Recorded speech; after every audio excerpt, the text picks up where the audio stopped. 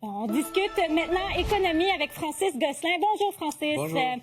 On discutait un peu plus tôt aussi d'une piscine, une piscine dans un cégep sur la rive sud de Montréal. Il y a des adolescents qui sont entrés illégalement dans l'établissement, ont saccagé cette piscine-là. Mais là, attention, là, les montants des dégâts, c'est plus d'1 million de dollars. Oui, 1,4 million de dollars aux dernières nouvelles. Puis j'en parle parce qu'il y a évidemment la dimension financière qui est très intéressante pour moi, à savoir qui paye quand quelque chose comme ça survient. Ici, les adolescents donc sont plutôt vers le tard. Là, on parle de jeunes de 15, 16, 17 ans. Éventuellement, si ça devait aller devant les tribunaux, on considère que des jeunes de cet âge-là, les parents ne peuvent pas avoir une responsabilité de les surveiller là, à chaque minute, à chaque heure.